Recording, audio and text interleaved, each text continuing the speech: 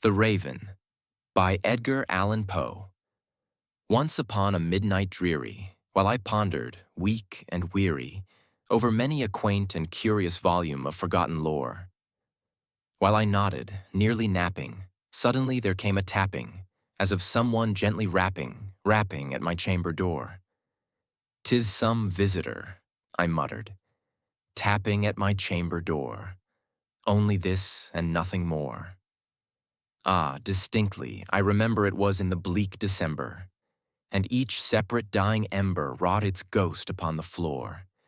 Eagerly I wished the morrow.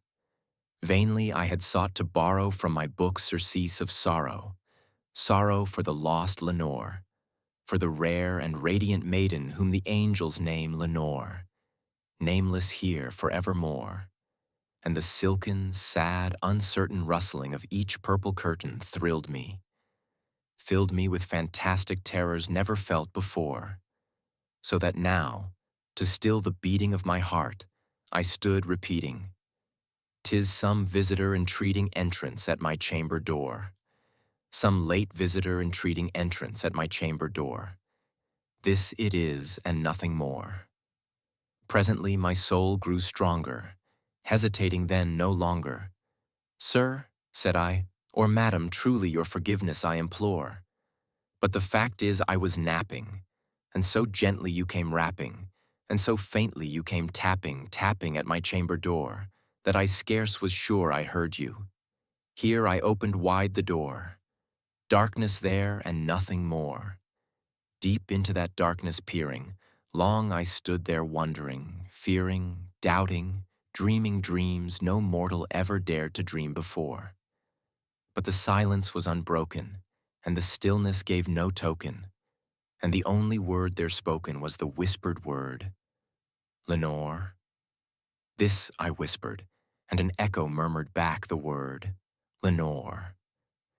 Merely this and nothing more. Back into the chamber turning, all my soul within me burning.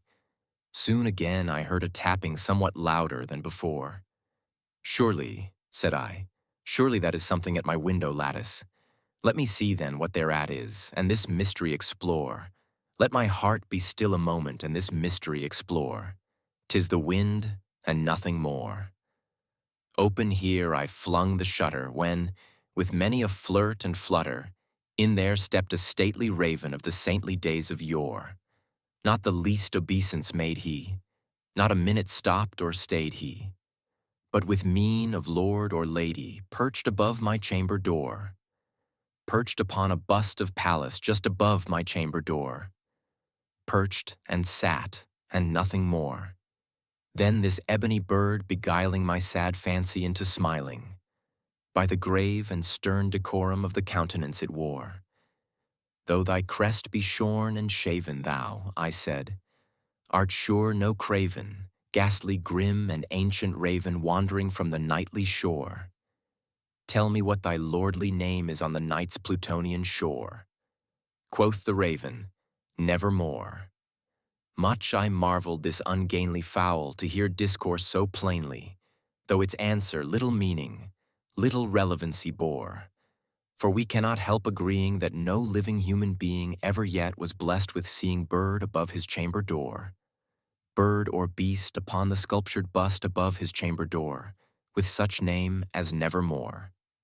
But the raven, sitting lonely on the placid bust, spoke only that one word, as if his soul in that one word he did outpour. Nothing farther then he uttered, not a feather then he fluttered, till I scarcely more than muttered, "Other friends have flown before. On the morrow he will leave me, as my hopes have flown before." Then the bird said, "Nevermore." Startled at the stillness broken by reply so aptly spoken. "Doubtless," said I, "what it utters is its only stock and store caught from some unhappy master whom unmerciful disaster followed fast and followed faster till his songs one burden bore, till the dirges of his hope that melancholy burden bore of never, nevermore." But the raven still beguiling all my fancy into smiling straight, I wheeled a cushioned seat in front of bird and bust and door. Then, upon the velvet sinking, I betook myself to linking fancy unto fancy, thinking what this ominous bird of yore, what this grim, ungainly, ghastly, gaunt, and ominous bird of yore meant in croaking, nevermore. This I sat engaged in guessing, but no syllable expressing to the fowl whose fiery eyes now burned into my bosom's core.